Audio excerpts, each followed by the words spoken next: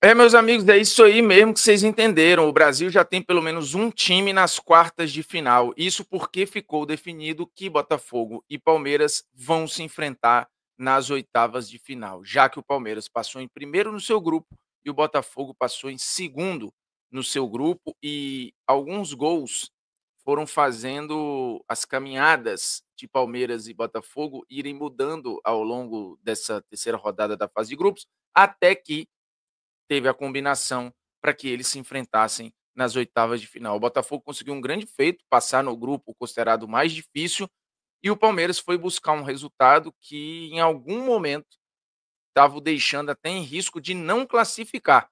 Mas o Palmeiras não só saiu desse risco, como classificou e classificou em primeiro lugar. Então, eles vão se enfrentar nas oitavas, e isso quer dizer que já temos pelo menos um time brasileiro garantido nas quartas de final do Mundial de Clubes. A pergunta é: será que é o nosso limite ou cabe mais? Cabe sonhar com a semifinal, de repente até com uma final? Vamos passar pelos jogos, tentar analisar como Botafogo e Palmeiras chegaram até aqui e projetar o restante da competição, que tá bom demais, velho. Nunca pensei em ser perfeito, mas vou correr pelo direito. Fala, moçada, beleza? O Bruno Formiga na área, nada mais convidando você a se inscrever no canal, tocar na notificação, deixar seu like, seu dislike também não tem problema nenhum. Só engaja, velho, porque dá recado para o YouTube. Se você gosta desse ambiente aqui, de vir aqui, de ouvir essas opiniões, de repente debater nos comentários e tal, engaja. Não gostou, não tem problema, dá o dislike lá. Gostou, pô, dá um like, compartilha o conteúdo se curtiu. E se tá sempre por aqui, aproveita e se inscreve, né, velho? Não custa nada. Toca aí na notificação para toda vez que tiver vídeo novo, já que aqui no canal não tem periodicidade nenhuma, a gente não tem horário fixo, não tem dia fixo, não tem nada fixo. Só os nossos inscritos que estão sempre bisbilhotando por aqui. Então, toca na notificação que ajuda. Seguinte, temos um brasileiro já garantido nas quartas de final, isso porque nas oitavas, e isso será já no próximo sábado, teremos um enorme confronto entre Botafogo e Palmeiras, os dois últimos campeões brasileiros que começaram a criar uma pequena rivalidade nacional, né, tanto pelas alfinetadas dos dirigentes, como o que construíram nas temporadas 23 e 24, em que os dois disputaram o título. Em 23, o Botafogo deixou escapulir para um Palmeiras que tomou a frente do campeonato na reta final, e isso depois de uma vitória por 4-3 gigantesca lá no Newton Santos. E aí, em 2024, de novo, a disputa entre os dois em outras frentes, né? Não só no Campeonato Brasileiro, e agora eles vão medir forças em jogo único nas oitavas de final do Mundial de Clubes. E eles chegam até este cenário depois de o Botafogo perder para o Atlético de Madrid por 1-0 e depois do Palmeiras ir buscar um 2-2 contra o Inter Miami. É um dia em que os brasileiros não ganharam, mas tiveram atuações distintas em cenários que, eu diria, quem perdeu jogou melhor do que quem empatou, né? O Botafogo acho que fez um jogo melhor do que fez o Palmeiras, que fez um jogo muito ruim diante de um adversário que é claramente pior do que o Palmeiras em basicamente todas as valências. Fisicamente, taticamente, sim, tecnicamente, se você olhar o time como um todo, não adianta só olhar que o time tem o Busquets, que tem o Suárez e que tem o Messi. Você precisa entender o contexto como um todo. Como um todo, o Palmeiras é melhor do que o Inter Miami em todos os aspectos, mas fez um jogo horroroso, a ponto de estar perdendo por 2-0 e ver a classificação ficar em risco.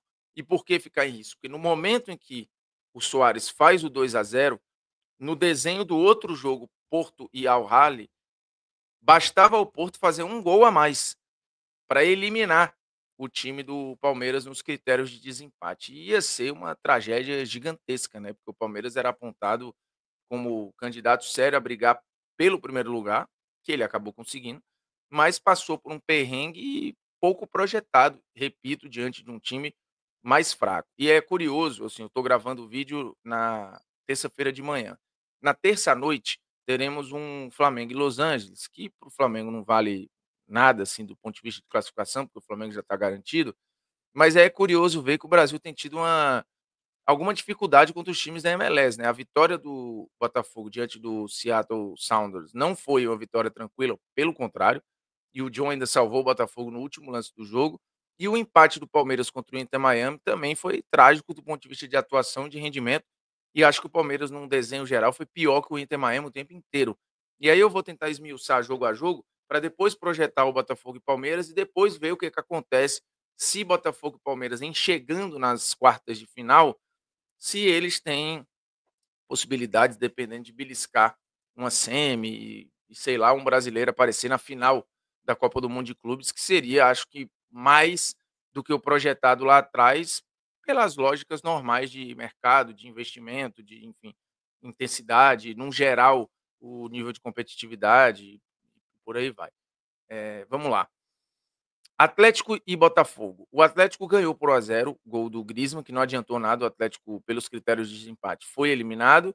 E o Botafogo acabou caindo para o segundo lugar. O PSG passou em primeiro. Isso muda muita coisa, né? Porque o Botafogo, de um lado, poderia ter um caminho em que em algum momento passasse pelo Flamengo, por exemplo, um lado embaçado da chave. Jogando o Botafogo para segundo lugar, o Botafogo ficava nesse risco de pegar o Palmeiras logo de cara. Para isso, o Palmeiras teria que passar em primeiro. E o Botafogo ia, em algum momento da rodada, se desenhando para encarar o Inter Miami, que, de novo, acho um adversário extremamente acessível, por mais que um dos desempenhos mais surpreendentes dessa Copa do Mundo de Clubes tem sido o jogo jogado pelo Inter Miami, que só jogou mal um tempo na estreia. De lá para cá, o time do Inter Miami jogou bem, tentando ter posse, construindo, criando, ganhando do Porto, jogando melhor do que o Palmeiras. Surpreendente. Surpreendente. Mas vamos lá, voltando ao Botafogo e Atlético de Madrid, você pode falar, putz, mas o Botafogo não jogou nada, perdeu o jogo. Não é verdade. As duas principais defesas do jogo foram do Oblak no primeiro tempo e depois no segundo tempo o Igor Jesus ia fazendo um golaço, pegando uma bola de primeiro com a perna esquerda. O Botafogo se defendeu muito bem, o Botafogo obrigou o Atlético a ficar só cruzando bola na área, ele praticamente com o Alan e com o Gregory matou o jogo por dentro ou qualquer chance ali de entrelinha para a bola chegar no Julián Álvares, que não fez um jogo bom, foi cuspindo o time do Atlético para o lado, obrigando o Atlético a fazer uma série de cruzamentos, tentando achar o Sorlote ali e tal. Mas, de qualquer forma, isso só consagrou a dupla de zaga Barbosa e Jair, que, por sinal, os dois fazem um campeonato mundial até aqui muito bom, né? Não só eles, o Gregory fez um jogo muito bom, o Marlon Freitas fez um jogo muito bom, o Igor Jesus fez um jogaço, né? Como pivô, ganhando quase todos ali da defesa do Atlético. Então, apesar da derrota, o Botafogo fez um jogo muito bom. E aí você fala, mas perdeu. Assim, primeiro que o Botafogo podia perder uma derrota controlada, né? Então, assim, quem tinha a obrigação de tentar jogar, de buscar espaço, de se agoniar, era o Atlético de Madrid. E o Atlético não é um time muito propositivo. Ele já teve oscilações com o Simeone de um time que até construía e criava legal. Mas isso se perdeu em parte nessa temporada e o Botafogo entregou um pouco da bola ali pro Atlético e falou, cara, se vira, acha espaço aqui. E não estava achando. Você vai falar que houve uma certa pressão, que a bola ficou o tempo todo pererecando a área do Botafogo? Sim, porque você manda 50 bolas na área, 2, 3, 4, elas vão gerar algum tipo de perigo até pelo volume, é uma parada meio de probabilidade, né? Mas não tinha uma estratégia, não tinha um jogo bem jogado do Atlético de Madrid. O jogo não saiu do controle do Botafogo em momento nenhum. Não teve um momento da segunda-feira que você olhasse para o jogo e falasse, putz, o Botafogo tá aí, tá correndo risco de ser eliminado. Não, não. Momento nenhum. Momento nenhum. Diferentemente do Palmeiras, que sim correu risco.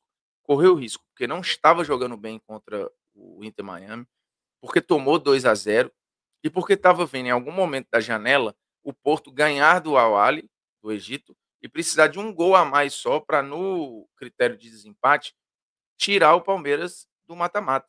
Isso podia ter acontecido de fato. O que mais me chamou a atenção no jogo do Palmeiras, que assim, não era um jogo com um enorme senso de urgência, porque o Palmeiras entrou numa situação relativamente tranquila contra uma equipe claramente pior. Tanto que acho que a escalação do Abel mostra uma preocupação menor em ter domínio do meio, em ter fisicalidade ali no meio e jogar.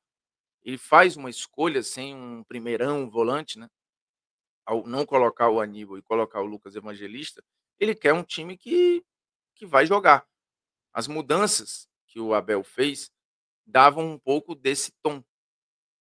E isso não aconteceu, porque o Inter Miami conseguiu controlar as ações, mesmo um time mais lento, mesmo um time com uma média de idade maior, mesmo com um time fisicamente pior e com menos estratégia. Assim, o Mascherano não é um bom treinador, mas, de novo, tem me surpreendido bastante a postura do Inter Miami na Copa do Mundo de Clubes. E aí, claro, se dá espaço para o Busquets e para o Redondo, eles vão deitar no meio-campo, porque eles têm muita qualidade.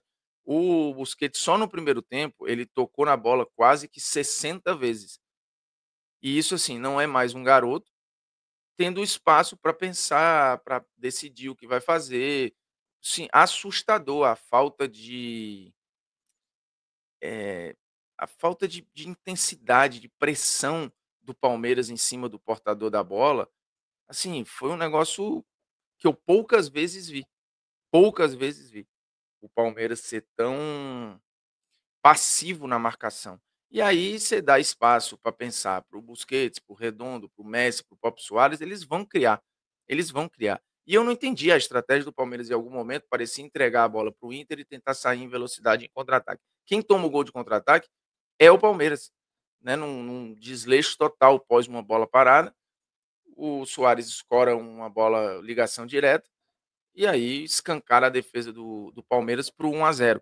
E essa situação se repetiu algumas outras vezes. É que o time do Inter é um time lento para a transição, né? Não tem como imprimir muita velocidade com o Suárez, com o Messi, assim, não dá.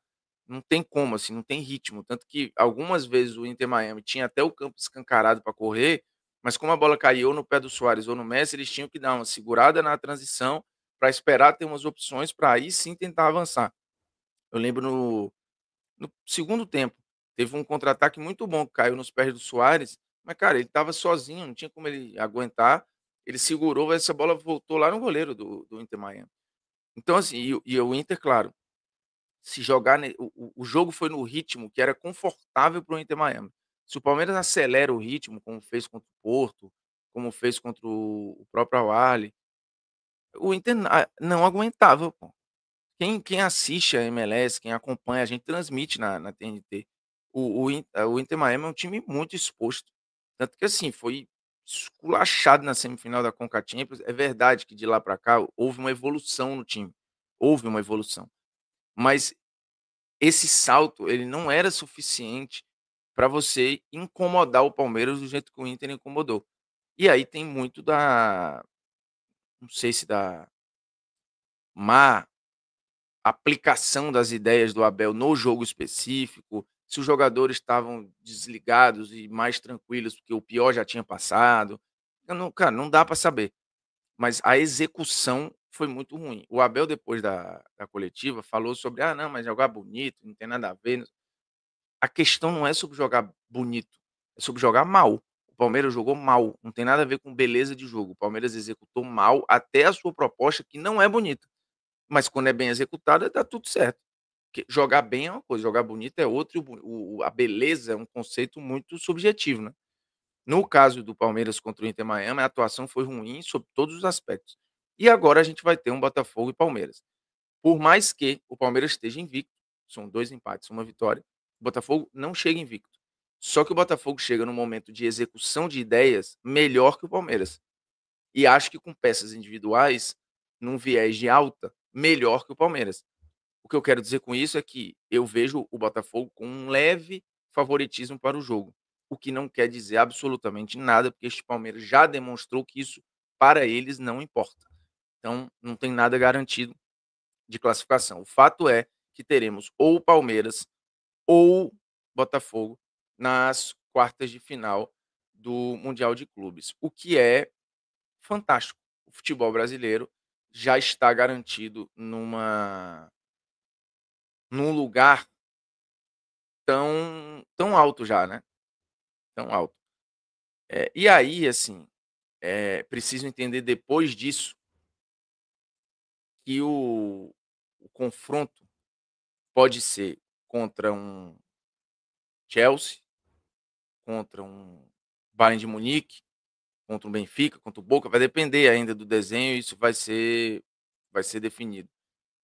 Se for contra o Chelsea, por exemplo, pelo que o Chelsea apresentou contra o Flamengo, dá para passar. Tem jogo. Tá tendo jogo, tá? Só para deixar claro, assim, está tendo jogo. Como tem Copa do Mundo, como não existe nem na Copa do Mundo diferença de seleção muito grande. Você vai falar, mas teve o 7-1, tem goleada. É raro, é totalmente fora da curva. Do mesmo jeito que os mundiais, como estavam sendo jogados antes, que a diferença já era clara entre Brasil e Europa, não tinha esculacho. A exceção do Botafogo e Santos e do City e Fluminense, num geral, o falei Botafogo, né? Barcelona e Santos, City e Fluminense, não teve placar elástico, goleada moleza, não teve, teve jogo jogado. Teve jogo até Real e Kashima Antlers, pô. Apesar do placar, o placar não condiz com o que foi o jogo. O Real correu risco de verdade de ser incomodado pelo Kashima Antlers. Então, assim, nesse nível, não tem esse negócio de, pô, vai ser humilhado, vai ser não sei o quê. Não, quando a gente fala da diferença de produto, ela existe, pô. Basta ver os jogos. A velocidade do jogo, o nível de erro, a arbitragem, o estádio, o gramado, tudo, pô, a postura dos jogadores, a tudo. Não tem que ficar aqui batendo na tecla de uma parada que é óbvia. Mas no mundial tem jogo. Então, assim, tem jogo em qualquer cenário. O Chelsea é um time, pelo que jogou, acessível, tanto para o Botafogo quanto para o Palmeiras no eventual quarta de final. O Bayern de Munique, pelo que está jogando, a capacidade que tem, acho que já é um pouco embaçado. Mas fizer o jogo da vida ali, pegar um Benfica, tem jogo. Pegar um Boca, muito jogo. Então, assim, eu não duvido nada de a gente ver ou Palmeiras ou Botafogo na semifinal da Copa do Mundo. E aí, meu irmão, aí tu já tá naquelas de que se eu cheguei até a semi, ninguém chega em semifinal e é mais zebra. Aí não dá mais para tu ficar falando, putz, o título distante. Aí mesmo, já é um negócio que começa a se materializar e se chegou na semifinal, aí dá para qualquer coisa. Lá ele, né? Se inscreve aí no canal, meu chapa. Toca na notificação, deixa o seu like, seu dislike, comenta o conteúdo aí. Um abraço. Melhorei o som, viu? Melhorei o som. Tá bom? Tá ruim? Quem chegou até o final do vídeo aqui, bota, tá bom o som. Ou então, continua uma merda. Mas também não vou trocar mais, tá? Já gastei dinheiro aqui, deixa quieto.